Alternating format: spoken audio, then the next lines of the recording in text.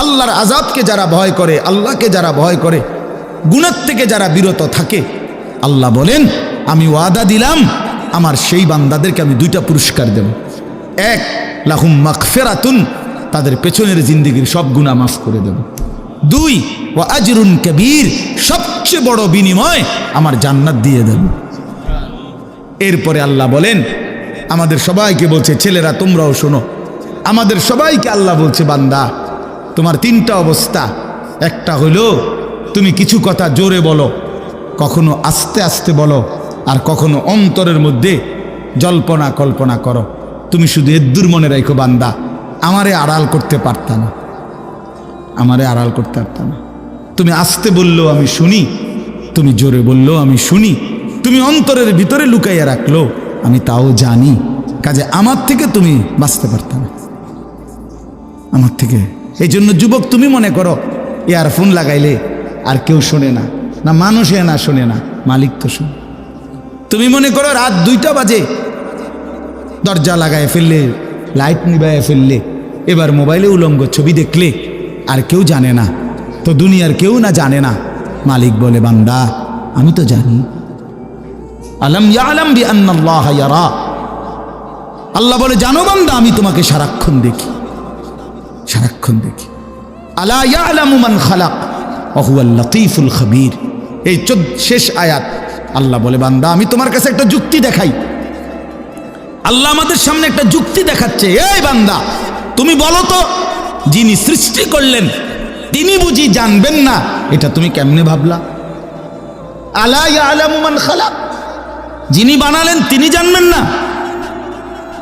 এটা যিনি বানাইলো যে কোম্পানি, আপনি যদি বলেন যে এই কোম্পানির মেন যারা প্রোডাক্ট করলো, এটা উৎপাদন করলো, তারা বুঝি জানে না যে কোন এন দিয়ে কথা কয় না, এন দিয়ে কথা কয়, এরা জানে না, আপনি পণ্ডিতি করলো বেনে নাকি? কথা বলেন না? তাহলে যিনি বানাইলেন তিনিই তো অধিক জানবেন, ঠিক কি না বলেন? আল্লাহ তাআলা বলেন বান্দা আমার থেকে লুকাইবা কেমন? আমি তো তোমাকে বানিয়েছি, আমি তো তোমাকে সৃষ্টি করেছি। মজার কথাগুলো তাফসীরের মধ্যে লিখছে, মক্কার কুরাইশরা এই আয়াতের ব্যাখ্যার মধ্যে আছে ওয়া আসিররু কাওলাকুমের, মক্কার কুরাইশরা নবীজির বিরুদ্ধে দিবানিশি ষড়যন্ত্র করত। তো ষড়যন্ত্র করলে মাঝে মধ্যে বইয়া কথা যে কইতো, তো বাটফারেরা কইতো কি একজন আরেকজন আস্তে কো আস্তে, এই আস্তে আস্তে, আসিররু আস্তে কও কেন? কাইলা ইয়াসমা রব্বা মুহাম্মদ, যেন মুহাম্মদের খোদা শুনতে না পায়, আস্তে কও বেটা। আচ্ছা তো মুহাম্মদের খোদা শুনলে কি হবে? কয় তাইলে জিবরাইল রে পাঠাইয়া কইয়া দিব।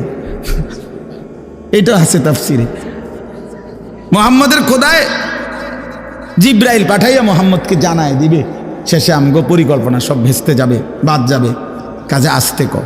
তো আল্লাহ তাআলা তখন বলে হারে বান্দা বেকুব কি আর আড়ে বাজারে ওঠে?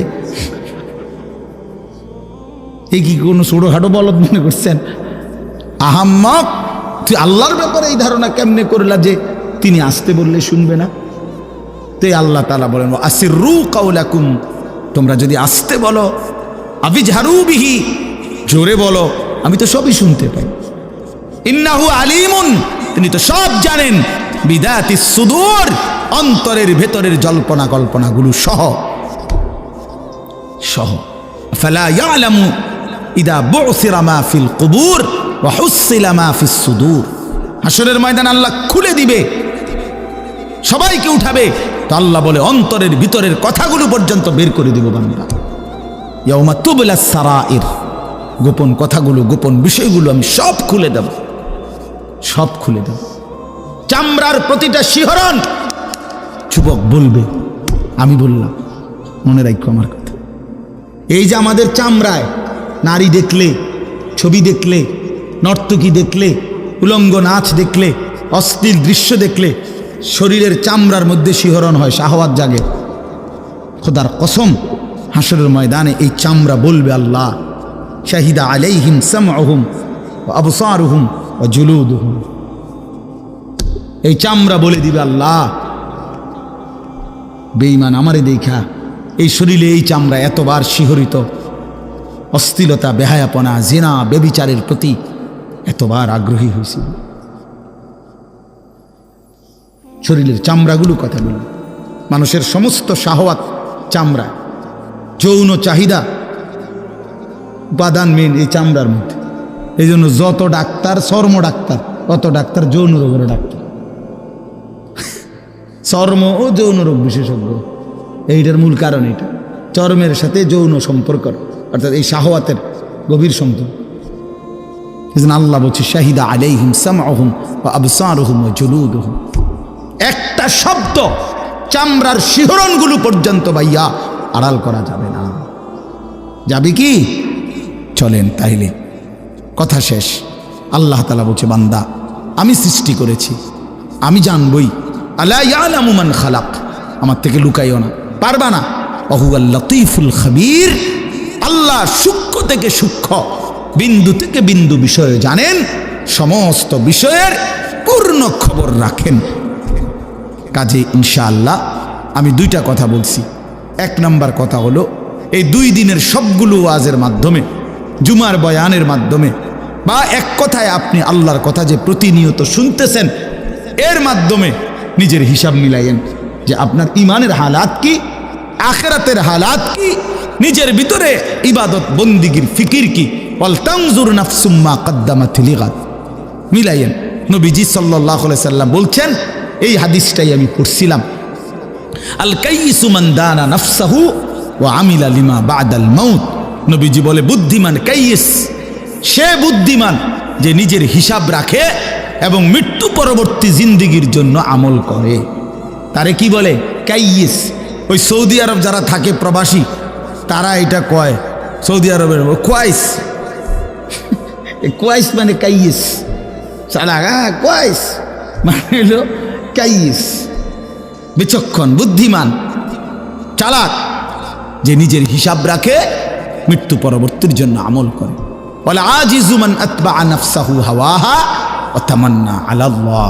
আর আল্লাহ বলে অপদার্থ, ব্যর্থ, ফালতু, অকর্মণ্য সে যে সর্ব বিষয়ে নিজের মনে যা চায় তাই অনুসরণ করে, আর কথায় কথায় এমনি করে নাফরমানি, ভরসা করে আল্লাহর উপর, মুখে বিড়ি, আল্লাহ ভরসা।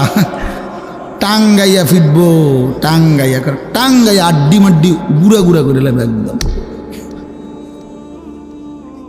সিটারি। হ্যাঁ, সুদের ব্যবসা, বাটফারির ব্যবসা, সাধুয়ানে বইয়া আপনার বেডির দিকে চাইয়া রয়েছে, নাচ গান নাটকে টেলিভিশনে, এনে বইয়া কোক আল্লাহ ভরসা। আও মারত না, যত কয় হুজুর এত না, কইতে লাগলে কি গাটা কম কয় নিও, হ্যাঁ যত কয় এত না। তোমারে তোমার আলগা কেডা বলছে, কোন ইবলিস তোমারে বলছে যে যত কয় তার অর্ধেক?